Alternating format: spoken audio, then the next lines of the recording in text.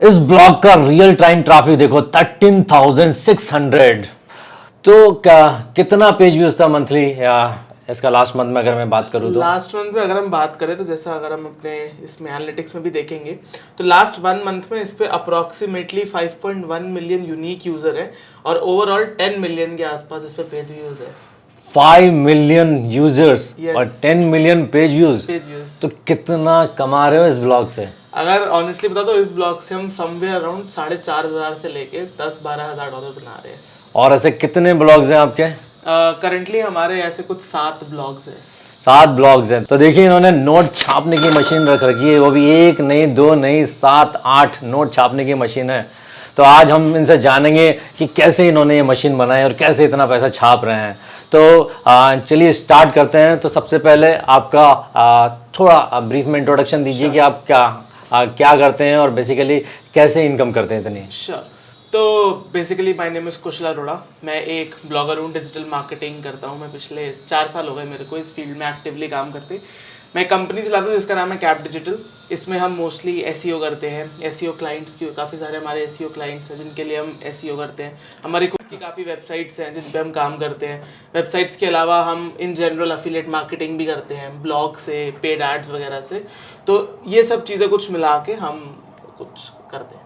Okay तो ये जो नए यूजर्स हैं उनके लिए एक ब्रीफ में थोड़ा सा बताइए कि ब्लॉगिंग होता क्या है, कैसे इससे इनकम की जाती है? Okay so blogging is basically आप अपनी एक वेबसाइट बनाते हो, उस पर कुछ कंटेंट लिखते हो, लोग उन क्वेरीज को सर्च कर रहे होते हैं एंड क्योंकि लोग वो क्वेश्चंस वो क्वेरीज को सर्च कर रहे होते हैं वो गूगल पे आते हैं, देन आपको वेबसाइट दिखती है उनकी।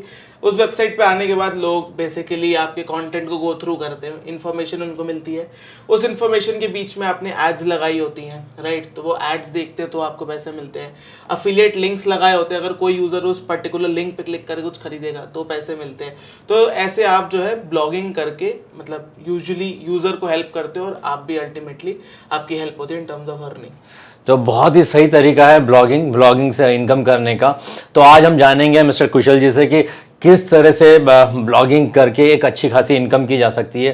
तो कुशल जी, जैसे आपको काफ़ी एक्सपीरियंस है, 4 सालों से आप ब्लॉगिंग कर रहे हैं, तो मुझे बताइए कि 2023 में ब्लॉगिंग से कितना इनकम कर सकता है एक यूजर? अगर उसको 50,000 रुपए कमाना है या एक $1,000 समझ लीजिए उसको अर्निंग करना है ब्लॉगिंग से हर महीने, तो 2023 में क्या है, पॉसिबल है? और क्या करना पड़ेगा बेसिकली उसको? सो बिल्कुल पॉसिबल है। अगर मैं बताऊं ऑनेस्टली तो $1,000 a month with blogging is not very tough. बहुत ज़्यादा मुश्किल नहीं है। आपको बस एक राइट स्ट्रैटेजी को फॉलो करना है एंड डिसिप्लिन एंड पेशेंस के साथ अपने ब्लॉग पे काम करते रहना है। अगर आप ये करते हो गुड 1 साल के लिए, अगर आप रोज़ कुछ ना कुछ नया सीख के उसको इम्प्लीमेंट कर रहे हो अपने ब्लॉग पे, देन डेफिनेटली आप 1 साल के अंदर एक ऐसा ब्लॉग बना पाओगे जो आपको ईजिली महीने का 50 से 60 हज़ार रुपये और मे बी इवन $1,000 तक आपको बना के वो दे पाए। तो $1,000 कमाना कोई बड़ी बात नहीं है। जैसे कुशल जी बता रहे हैं कि $1,000 आराम से कमाया जा सकता है, और तो एक ब्लॉग से $5,000 तक आराम से कमा लेते हैं। तो इनसे पूछते हैं कि किस तरह से $1,000 महीने कमा सकते हैं। तो सबसे पहले मैं ये जानना चाहूँगा कि बहुत सारे लोग कहते हैं कि अभी ब्लॉगिंग का ज़माना ख़त्म हो गया, ब्लॉगिंग इज़ डेड, क्योंकि पहले यूट्यूब की वजह से लोगों को लगता था कि यूट्यूब पे अभी वीडियोज़ देखते हैं तो ज़्यादातर लोग कोई पढ़ते नहीं है ब्लॉग्स पे जाके, या फिर अभी जैसे चैट जीपीटी आया है तो चैट जीपीटी पे तो सारी इन्फॉर्मेशन इजीली मिल जाती है, तो कौन गूगल पे जाके इतना सर्च करेगा और किसी ब्लॉग पे जाके इन्फॉर्मेशन लेगा? तो इन सब से ब्लॉगिंग पे कोई इम्पैक्ट आया है? या जैसे कि बहुत सारे लोग गूगल सर्च के ट्रैफिक पे डिपेंडेंट रहते हैं या गूगल एडसेंस के एड्स पे डिपेंडेंट रहते हैं, तो इन सब का क्या इम्पैक्ट है ब्लॉगिंग पर? ओके सो मैं अगर इन जनरल एक ब्रेक डाउन करूं कि क्या यूट्यूब का, जब यूट्यूब आया था तब भी लोगों ने कहा था कि ब्लॉगिंग डेड हो जाएगी, पर ऐसा नहीं हुआ। With time, with growing years हमेशा सर्च का ट्रैफिक बढ़ा ही है, क्योंकि आगे आने वाले टाइम में भी सर्च का ट्रैफिक हमेशा प्रेजेंट होगा। कुछ ना कुछ कीवर्ड्स के लिए लोग गूगल सर्च कर रहे होंगे, ना ही एआई ना ही वीडियोस एक कंप्लीट आंसर होगा लोगों की क्वेरीज को आंसर करने के लिए। हमेशा लोगों को वेबसाइट पे जाना पड़ेगा एंड अपनी क्वेरीज के लिए आंसर उनको ढूंढने पड़ेंगे। तो ब्लॉगिंग कभी डेड नहीं होगा। तरीके बदलते हैं, एंगल बदलते हैं। जैसे अगर हम देखें तो आज की डेट में बहुत सारे ऐसे कीवर्ड्स हैं जिन पे गूगल का सर्च ट्रैफिक एग्जिस्ट नहीं करता, क्योंकि गूगल उनको स्निपेट दिखा देता है, स्कीमा दिखा देता है, इससे ट्रैफिक काफी किल हुआ। पर इसका मतलब ये नहीं है ओवरऑल जो ब्लॉगिंग का ट्रैफिक है वो 0 हो गया। CTR कम हुआ पर ट्रैफिक कम नहीं हुआ।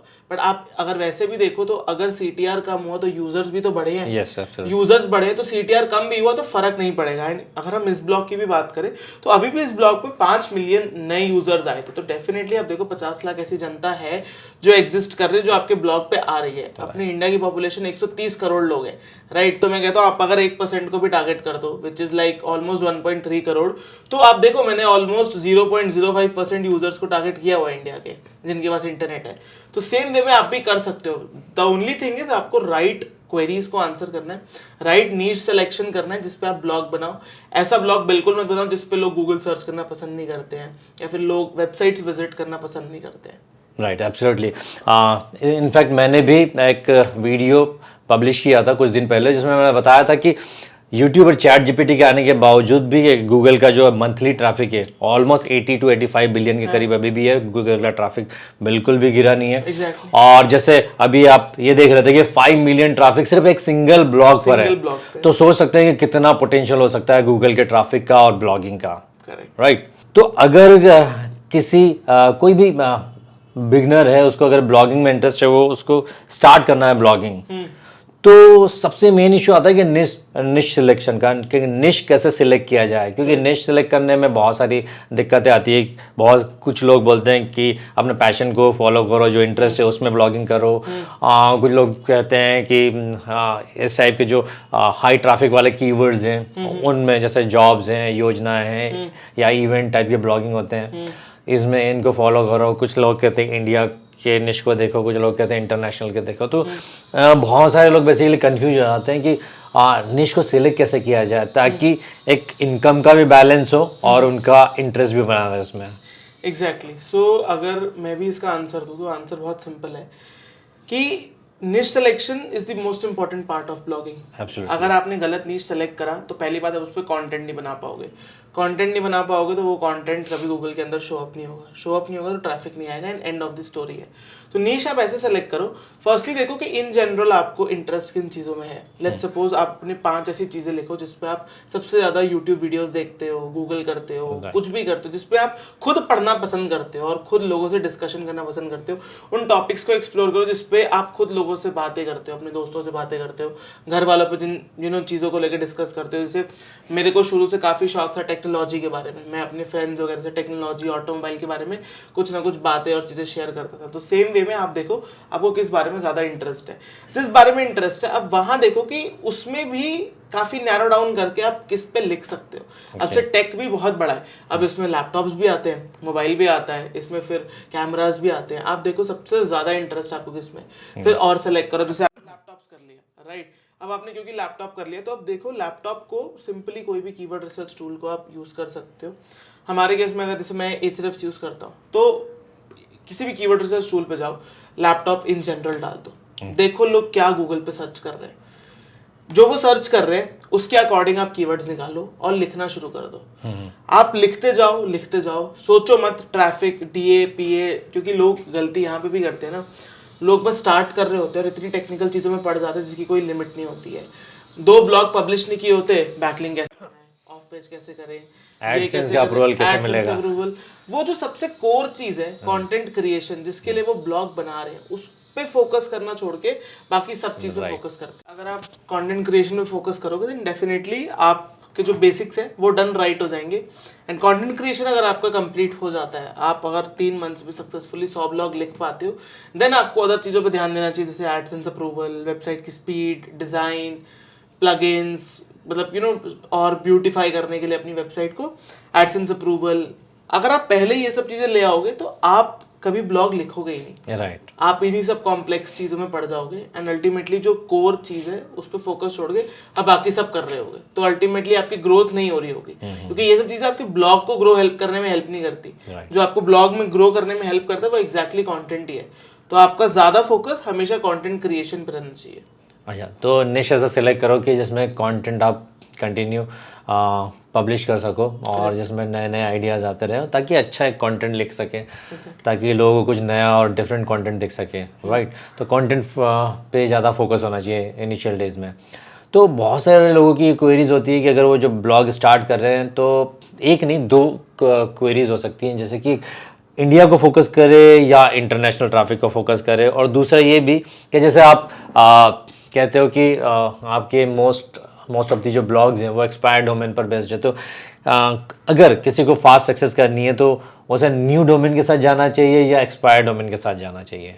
ओके, तो आपका फर्स्ट अगर मैं क्वेरी का आंसर करूँ कि किस कंट्री में ब्लॉग बनाना चाहिए, तो ये कम्प्लीटली डिपेंड करता है कि आपके पास अभी काम करने का कितना पोटेंशियल है। लेट्स सपोज अगर आपको किसी नीश में बहुत अच्छा आइडिया है, राइट, तो आप इजीली यूएस की कोई भी नीश को पकड़ सकते हो। जैसे आपको टेक में बहुत अच्छा आइडिया है, बहुत अच्छी आपकी नॉलेज है, आप लिख सकते हो टेक में, तो आप इजीली यूएस का कोई भी टेक ब्लॉग बना सकते हो, राइट। एंड वहाँ पे आपको डेफिनेटली कम ट्रैफिक पे ज़्यादा अर्निंग होगी। पर अगर आपको जेनेरिक चीज़ों के बारे में लिखना पसंद है, जैसे लेट्स सपोज मूवी के रिव्यूज़ हो गया, मूवी बॉक्स कलेक्शन और ये सब कीवर्ड्स पे आपको काम करना पसंद है, तो आप India as an audience select कर सकते हो, क्योंकि ट्रैफिक बहुत वाइड है, तो आपको कम सीपीसी, कम आरपीएम से भी ज़्यादा अर्निंग होगी। क्यों? क्योंकि आपका ओवरऑल इंप्रेशंस और आपका व्यू काउंट ज़्यादा होगा। Right. तो कहाँ ब्लॉग बनाना है इससे ज़्यादा फर्क नहीं पड़ता है, बिकॉज लेट्स सपोज आपका अगर ये फर्स्ट ब्लॉग है तो आपको देन डेफिनेटली इंडिया ही टारगेट करना चाहिए, क्योंकि थोड़ा इजी है कंपेयर टू यूएस।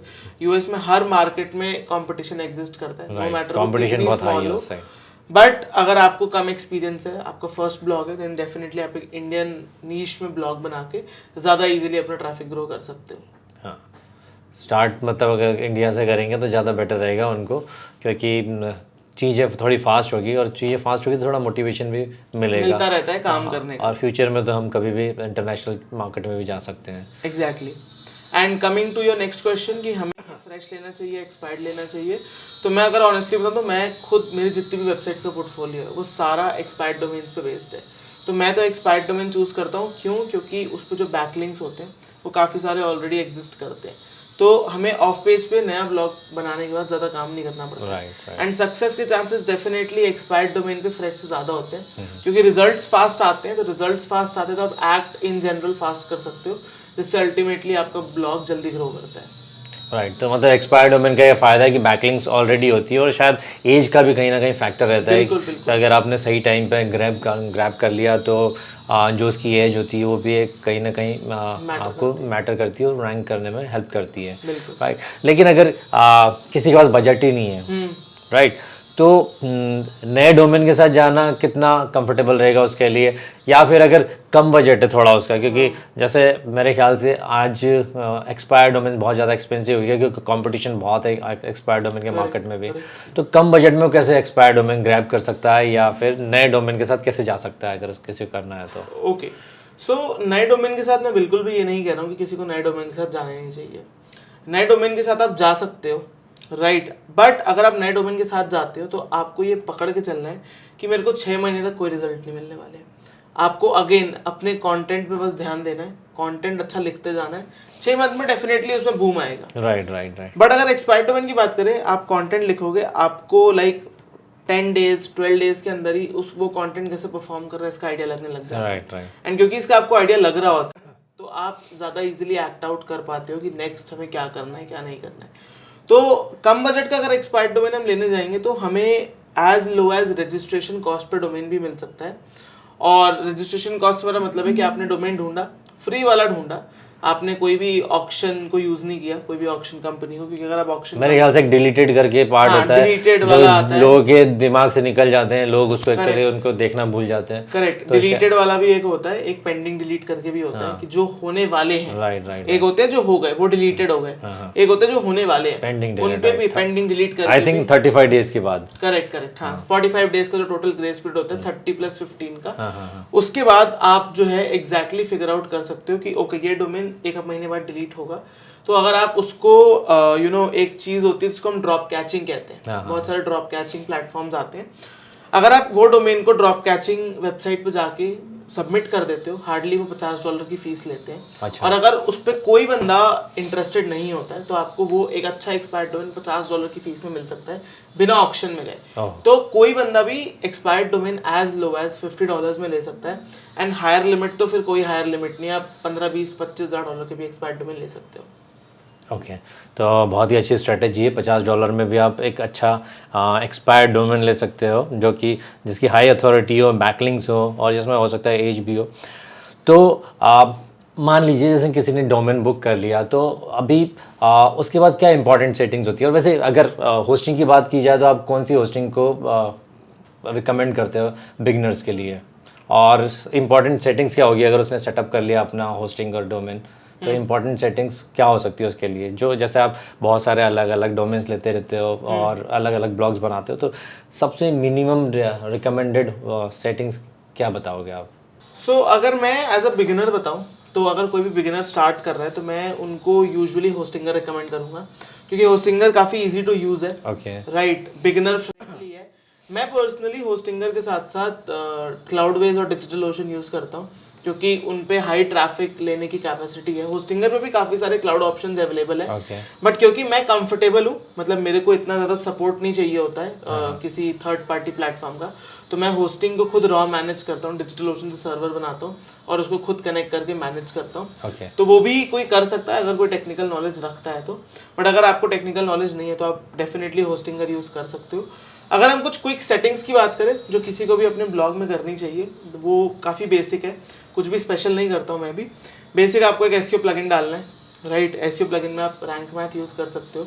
आपको एक स्पीड का प्लगइन डालना है जो आपकी कैशिंग को हेल्प करे, राइट। उसके साथ साथ आप बैकअप और सिक्योरिटी प्लगइन डाल सकते हो अपने ब्लॉग का डेटा सेफ रखने के लिए। एंड इसके अलावा अगर आप ऐसे नीचेस में काम करते हो जहाँ पे लोग पुश का ट्रैफिक एक्सेप्ट करते हैं, तो आप वेब पुश नोटिफिकेशन लगा सकते हो, ताकि आपका एक और एक ट्रैफिक सोर्स हो other than Google, right, absolutely. So वहाँ पे आप बहुत सारे वेब पुश कंपनीज अवेलेबल है, लारा पुश हो गया, वन सिग्नल हो गया, तो इनका यूज करके आप वेब पुश करके भी तो ये पुश नोटिफिकेशन वाले फ्री है? लारा पुश पेड आता है, कुछ लिमिट तक फ्री है, देन वो पेड हो जाता है। हम भी पेड यूज करते हैं, अच्छा खासा उनको पे करते हैं। वन सिग्नल भी अब फ्रीमियम टाइप है, मतलब थोड़ा फ्री सा में भी और पेड फ्री में भी है, पेड में भी है।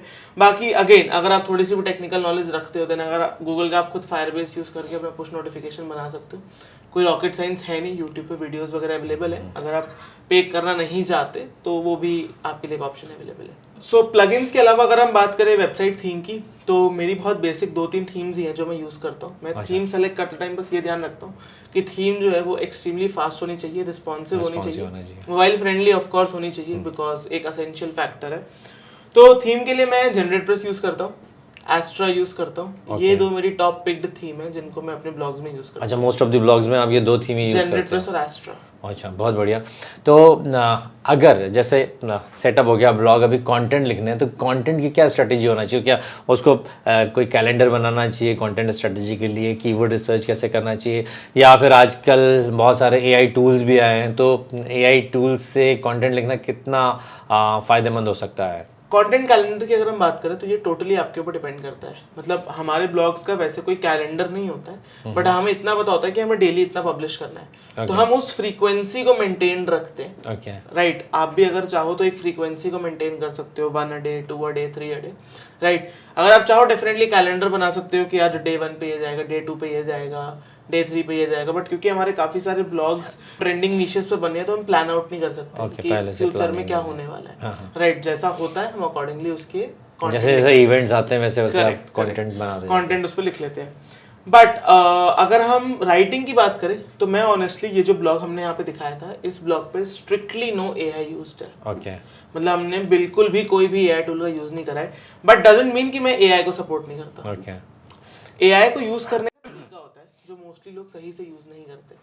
आप अगर कोई भी ब्लॉग पे एआई कंटेंट का यूज कर रहे हो तो आपको एग्जैक्टली पता होना चाहिए कि कैसे आप उस एआई कंटेंट को यूज करोगे।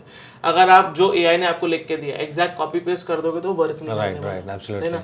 आपको अपनी खुद की ह्यूमन प्रूफ रीडिंग ऐड करनी पड़ेगी, आपको डेटा और फैक्ट चेक उसमें खुद करना पड़ेगा, उस पे एसईओ ऑप्टिमाइजेशन करनी पड़ेगी, तो जाके वो एआई से एक परफेक्ट ब्लॉग बनेगा। Right right right. तो एआई का आप यूज कर सकते हो चीज़ों को ईजियर बनाने के लिए, but still I would say better यही है कि अगर आप स्टैंड आउट करना चाहते हो मार्केट में, आप एक न्यू ब्लॉगर हो, फ्रेश डोमेन पे काम कर रहे हो, या फिर not so expensive expired domain पे काम कर रहे हो, सो बेटर ये है कि आप एक हैंड रिटन कंटेंट प्रेफर करो ओवर एआई।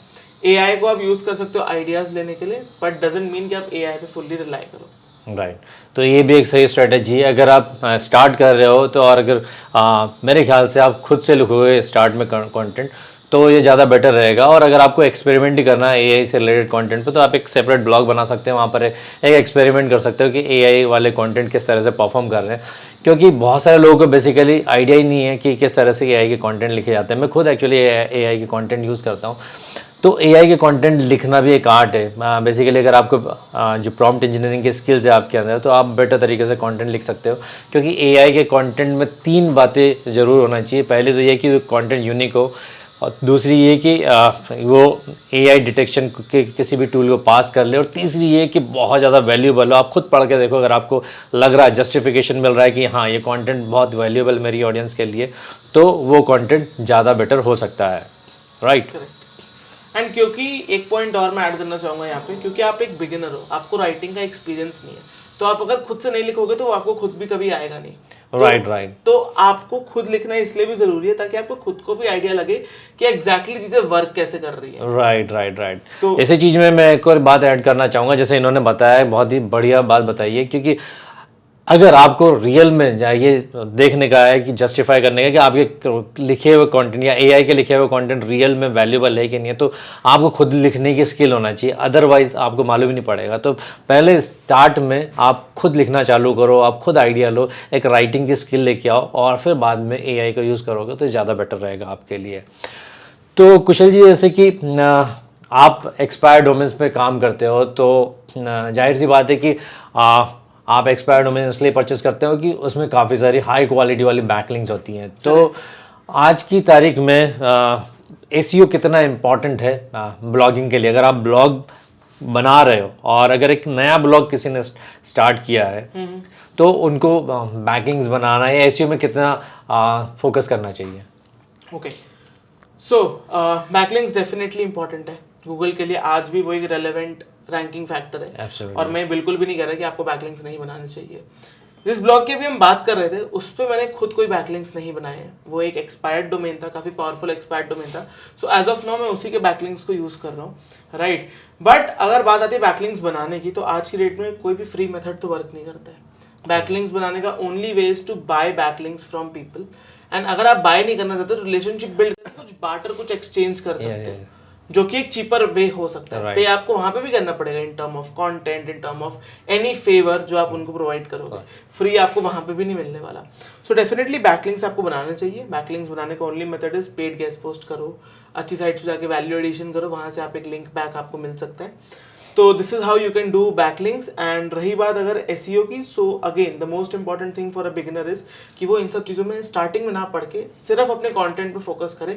वो सबसे ज़्यादा उनको हेल्प करेगा, more than like even backlinks, क्योंकि अल्टीमेटली जो ब्लॉग का प्राइम चीज़ होती है वो कंटेंट है। अगर आपका कंटेंट अच्छा नहीं है, एंड अगर आप $10,000 भी अपने बैकलिंक्स पे स्पेंड कर दोगे, तो वो कंटेंट रैंक नहीं करेगा, क्योंकि उसका कंटेंट अच्छा नहीं है। आपका अगर कंटेंट अच्छा है तो वो बिना बैकलिंक्स के भी बहुत सारी कभी कॉम्पिटिटिव निशेस में रैंक कर जाता है। दैट इज बिकॉज आपका कंटेंट में वो इन्फो है जो शायद और लोगों के पास नहीं है। एंड अल्टीमेटली बैकलिंक्स का पर्सपेक्टिव क्या होता है? आपके कंटेंट को पुश देना, बट अगर आपका कंटेंट ही दमदार है तो शायद उसको कोई और पुश चाहिए ही नहीं। राइट। रेलेवेंट ही तो बनाने के लिए हम बैकलिंक्स बनाते हैं ना, ताकि हम एंकर टेक्स्ट क्यों यूज करते हैं अपने कीवर्ड्स के, ताकि गूगल को सिग्नल मिले कि हाँ इस एंकर टेक्स्ट के बारे में ब्लॉग है। Right, absolutely. सो अगर आपका कंटेंट पावरफुल है तो शायद आपको उसके लिए बताने की जरूरत भी ना पड़े गूगल को। करेक्ट। तो बैकलिंक्स मतलब इम्पॉर्टेंट है, और अगर बैकलिंक्स बनानी है तो आजकल जो तरीके हैं, पहले जो गेस्ट पोस्टिंग वाले तरीके थे, मेरे ख्याल से आजकल लोग ज़्यादा गेस्ट पोस्टिंग एक्सेप्ट नहीं करते हैं, और स्पॉन्सर्ड गेस्ट पोस्ट एक तरीका हो सकता है, या फिर जैसे आपने बताया कि ट्रेड कर सकते हैं कि ये दे और ये ले। सही बात है, राइट। ट्रेड कर सकते हो, रिलेशनशिप बिल्ड करके आप बहुत सारे डिफरेंट पब्लिशर्स को कंटेंट दे सकते हो। जैसे आपने 5 कंटेंट दिए और बोल दो मेरे को एक लिंक दे दो, ऐसा कुछ भी एक्सचेंज में करके भी आप बैकलिंक्स परचेज कर सकते हो। तो ये जो ओल्ड स्कूल बैकलिंक्स होती हैं, जैसे कि फोरम की, बुकमार्किंग की, ऑनेस्टली मैं बताऊं तो इन सब टेक्निक्स को मेरे को आज 2 साल हो गए, ये सब टेक्निक्स को मैं यूज नहीं करता अपने प्राइम ब्लॉग्स पे। तो आपने ट्राई किया इन ट्राई किए हैं, एक टाइम पे वर्क करती थी, अब बिल्कुल नहीं करती है। Okay, yes. तो अब बात करते हैं मोनेटाइजेशन के बारे में। तो काफ़ी सारे ब्लॉगर्स हैं जो कि इंडिया के कंटेंट को टारगेट करते हैं, इंडिया को टारगेट करते हैं बेसिकली, और इंडिया में मैंने बहुत सारे लोगों को देखा है, सुना है, और काफ़ी सारे ब्लॉग्स में देखा भी है कि जो इंडिया का आरपीएम है बहुत ज़्यादा कम है। जैसे आपकी अगर एडसेंस की बातें करें तो आप एडसेंस का आपको कितना आरपीएम मिलता होगा, लेकिन मैंने बहुत सारे ऐसे ही ब्लॉग्स देखे हैं जो $1 से भी कम जिनको आरपीएम मिलता है। इवन मैंने ऐसे भी देखे हैं जो $0.2। मैं रिसेंटली एक मराठी ब्लॉगर से बात कर रहा था, तो जो उसका ट्रैफिक था 20,000 पेज व्यूज से डेली, और उसका हार्डली $1 से $1.5 बनता था डेली का। ओके, सो सी आरपीएम जो है ना बहुत ज़्यादा डिपेंडेंट है आप किन टाइप के ब्लॉग्स पे काम कर रहे हो, किस टाइप के नीशेस पे काम कर रहे हो। अब लेट्स सपोज आप ऐसे नीश पे काम कर रहे हो जहाँ पे एडवर्टाइजर एड्स ही नहीं चला रहे या फिर कोई रेलेवेंट एड एग्जिस्ट ही नहीं कर रहे, जैसे आपने मराठी का एग्जांपल लिया, तो नेटिव मराठी एडवर्टाइजर्स बहुत कम होंगे क्योंकि एडवर्टाइजर्स कम है, एड्स कम शो होंगे, एड्स कम शो होंगे, देन ऑटोमेटिकली आपकी अर्निंग कम होगी। हिंदी की अगर मैं बात करूँ, हिंदी और इंग्लिश इन इंडियन ट्रैफिक, तो ऑनेस्टली ठीक ठाक सीपीसी और आरपीएम आपको मिल जाता है। इंडिया की अगर मैं वैसे बात करूँ तो इंडिया में जो ब्लॉग अभी हमने शोकेस करता है, जैसे हमने एडसेंस पे देखा भी, मेरे को $3 का आरपीएम आ रहा था। अच्छा, आपका $3 तो काफ़ी अच्छा है। काफी अच्छा आरपीएम है, और एवरेज मेरा कभी भी $1.5 से नीचे नहीं जाता। अच्छा, क्योंकि जो भी मैं कंटेंट कवर करता हूँ वो काफी एडवर्टाइजर फ्रेंडली होता है। ओके। तो एडवर्टाइजर एड्स लगा रहे हैं, सीटीआर आ रहा है, तो अल्टीमेटली ठीक ठाक अर्निंग हो रही है। ओके, वैसे मेरे ख्याल से ये भी इस पे भी डिपेंड करता होगा कि आपका जो टारगेट ऑडियंस है वो पर्टिकुलर किस एरिया को बिलोंग करता है। जैसे अगर मेट्रो सिटीज़ में बिलोंग करता होगा, भले सेम टाइप का कंटेंट है, लेकिन अगर मेट्रो सिटीज़ के लोग ज़्यादा पढ़ते होंगे तो आरपीएम ज़्यादा बेटर रहता होगा।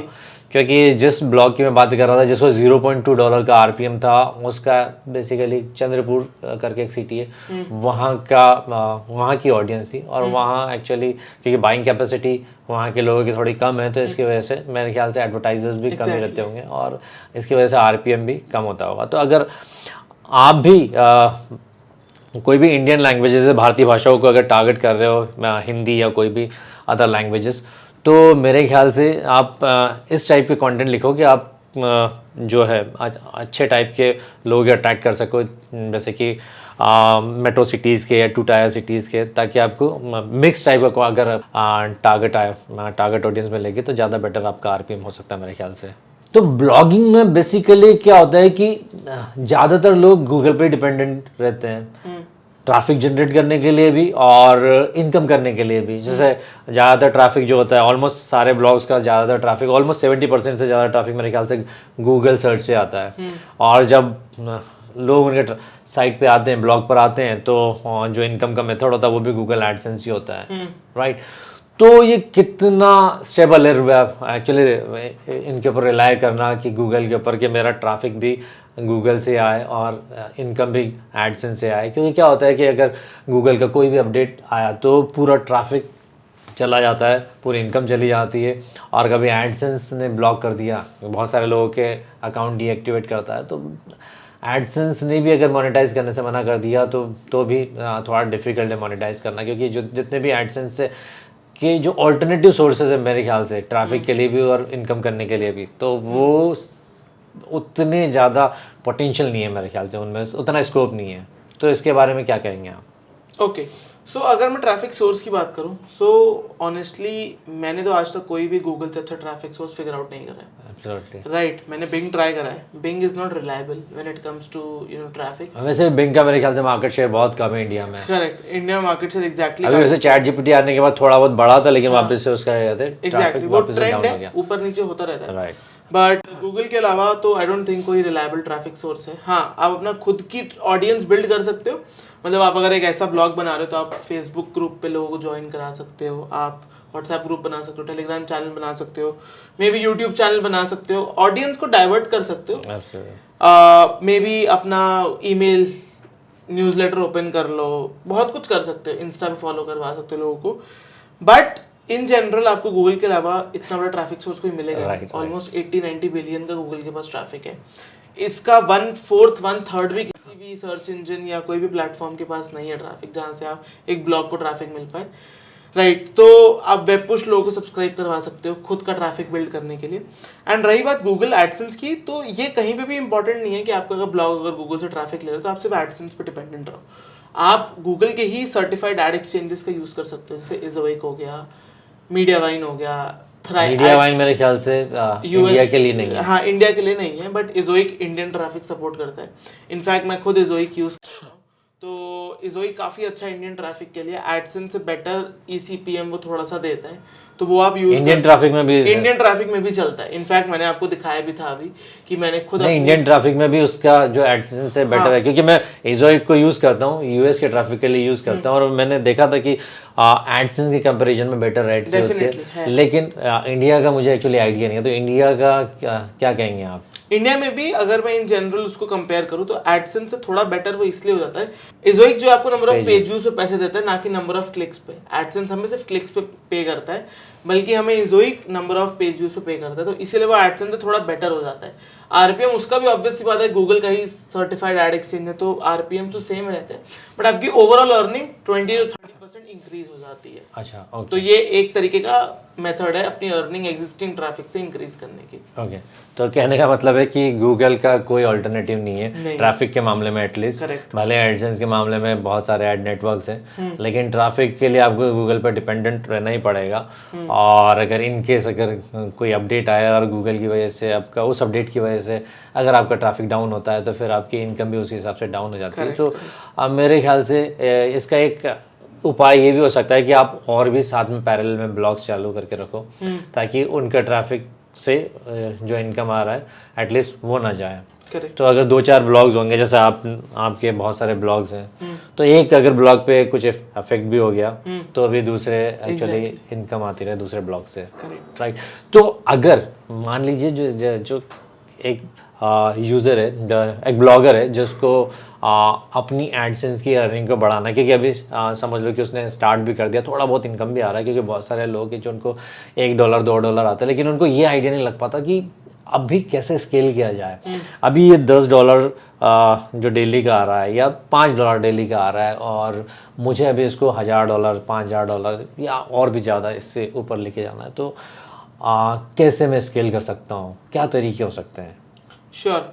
सो सबसे ईजीएस्ट तरीका है, जिन टॉपिक्स की वजह से आप $1 या $10 कमा रहे हो, उसी टॉपिक के अराउंड और कंटेंट बनाओ। ओके, ईजीएस्ट वे है, कुछ टेक्निकलिटी एग्जिस्ट नहीं करती है। लेट्स सपोज आपने 100 ब्लॉग डाले, ऑब्वियसली बात है 100 के 100 ब्लॉग पे तो ट्रैफिक आ नहीं रहा होगा, हार्डली 5 या 7 पे आ रहा होगा। उन टॉपिक्स के अंदर और डीप रिसर्च करके और डीप कीवर्ड्स निकालो और उसके ऊपर कंटेंट बनाओ। जैसे कि एग्जांपल बता सकते हैं? लेट्स सपोज आपने कोई लैपटॉप के ऊपर से हम एग्जांपल लेते हैं, लैपटॉप के ऊपर ब्लॉग बनाया, 100 आर्टिकल आपने डाले, पर आप देख रहे हो कि सिर्फ मैं जो लैपटॉप में भी विंडोज 10 के ऊपर जो गाइड्स लिख रहा हूँ उस पर सबसे ज्यादा ट्रैफिक आ रहा है, तो विंडोज 10 के ऊपर और गाइड्स लिखो, आपस में कंटेंट को इंटरनल एंड अल्टीमेटली आप देखोगे आपका ब्लॉग स्ट्रांग बन रहा है, अथॉरिटी बन रही है आपके विंडोज 10 में, एंड सिर्फ विंडोज 10 ओरिएंटेड उस ब्लॉग को बना दो। इजीली आप $100 अ मंथ से 1000 से 2000 3000 एंड फर्दर इंक्रीज कर सकते हो। ओके, तो एक ही कंटेंट के इर्द गिर्द मतलब और ज्यादा कंटेंट बनाएंगे तो ज्यादा बेटर रहेगा, बिकॉज ऑनेस्टली बता तो that is how you grow your blog. Okay, कि आप अपने एग्जिस्टिंग टॉपिक्स में अथॉरिटी कैसे बनाओगे, कंटेंट लिख के, बैकलिंक्स बना के। कंसिडरिंग कि आप बिगिनर हो, आप बैकलिंक्स पे इन्वेस्ट नहीं करना चाहते, बेटर कि आप कंटेंट में फोकस करके ज़्यादा से ज़्यादा कंटेंट बनाओ। तो बेसिकली आप कहना चाहते हैं कि एक टॉपिक के ऊपर टॉपिकल अथॉरिटी बनाओ और उससे रिलेटेड ज़्यादा से ज़्यादा आर्टिकल लिखेंगे तो और ज़्यादा ट्रैफिक बढ़ेगा और ज़्यादा स्केल करने की चांसेस है। Correct, right. So now the most important question, Kushal ji, जैसे कि आपको काफ़ी अच्छा एक्सपीरियंस है ब्लॉगिंग का और काफ़ी सारे ब्लॉग्स हैं और 4 साल से ब्लॉगिंग कर रहे हो, काफ़ी अच्छा इनकम भी कर रहे हो, तो काफ़ी अच्छा एक्सपीरियंस है आपका। तो इस एक्सपीरियंस के आधार पर मैं आपसे जानना चाहूँगा 3 सबसे बेस्ट स्ट्रेटजीज, एक्शनेबल स्ट्रेटजीज या टिप्स जैसे कह सकते हैं, जो कि आपने सीखे हैं ब्लॉगिंग के अंदर, जो कि लोग स्टार्ट से ही ले सकते हैं, बेसिकली इम्प्लीमेंट कर सकते हैं इन स्ट्रेटजीज के ऊपर और अच्छा खासा इनकम कर सकते हैं ब्लॉगिंग के अंदर। ओके, सो अगर मैं उन 3 स्ट्रेटजीज की बात करूं तो सबसे इंपॉर्टेंट चीज़ इसका आपको ध्यान रखना चाहिए कि आपको ब्लॉगिंग को हमेशा एज अ बिजनेस ट्रीट करना है। बिजनेस ट्रीट करने से मेरा मतलब है कि आपको अपना टाइम, मनी, एफर्ट सब इसमें डालना है।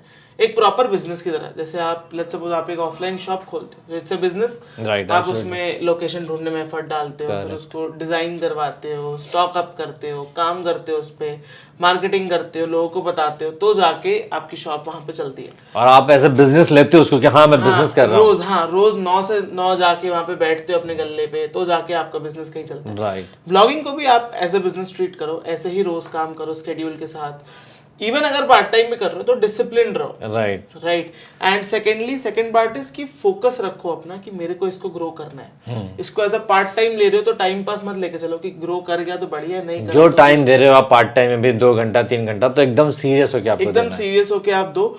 एंड इसको एकदम सिंपल रखो, ज्यादा टेक्निकल मत बनाओ, क्योंकि अल्टीमेटली ब्लॉगिंग कोई रॉकेट साइंस है नहीं। राइट। कोई शॉर्टकट्स के पीछे मत भागो, कोई सीक्रेट्स के पीछे मत भागो, क्योंकि कुछ ऐसा एग्जिस्ट ही नहीं करता है। राइट, ना ही कोई शॉर्टकट एग्जिस्ट करता है, ना ही कोई सीक्रेट है।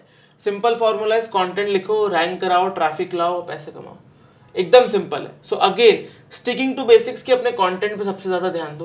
कंटेंट अगर आपने सही से कर दिया, आपको बाकी सब चीजें खुद आपके लिए अनफोल्ड होकर आपको समझ आ जाएंगी। एंड सीक्रेट और शॉर्टकट तो कोई नहीं है इस पूरे एंटायर फील्ड। करेक्ट। एंड ना ही सिर्फ इस फील्ड में, इन लाइफ में भी मेहनत और डेडिकेशन, पेशेंस को छोड़ के कोई शॉर्टकट वही एग्जिस्ट नहीं सीक्रेट करता है है। मेरे ख्याल से, मेहनत। दैट्स एग्जैक्टली द थिंग जो आपको ध्यान देनी है। एंड लास्ट पॉइंट जो अगर आप करते हो तो आपके लिए बहुत बेटर है कि अगेन अगर आप एक एक्सपायर्ड डोमेन यूज करते हो तो आपको वो ओवरऑल जल्दी रिजल्ट्स ला के देगा, क्योंकि रिजल्ट्स ला के देगा, आपकी मोटिवेशन बनी रहेगी एंड कहीं ना कहीं आपके सक्सेस होने के चांसेस बढ़ जाते हैं। तो काफ़ी अच्छी स्ट्रेटजी बताई आपने, और मेरे ख्याल से लोगों को काफ़ी समझ में आया होगा अच्छे से कि किस तरह से वो ये स्ट्रेटजी को यूज़ करके अपने ब्लॉग को ग्रो कर सकते हैं। और जैसे कुशल जी ने बताया कि ब्लॉगिंग बहुत ऐसा कोई रॉकेट साइंस नहीं है कि उसमें कोई सीक्रेट्स हो, बहुत ज़्यादा स्ट्रेटजीज हो, बहुत ही सिंपल है। तो अगर आपको स्टार्ट करना है तो स्टार्ट कर सकते हैं और काफ़ी अच्छी इनकम कर सकते हैं ब्लॉगिंग से। सो थैंक यू मिस्टर कुशल जी, आपने बहुत अच्छी एडवाइस दी ब्लॉगिंग के बारे में, और काफ़ी कुछ बताया कि किस तरह से ब्लॉगिंग करके एक अच्छी खासी इनकम की जा सकती है। So thank you once again. Thank you.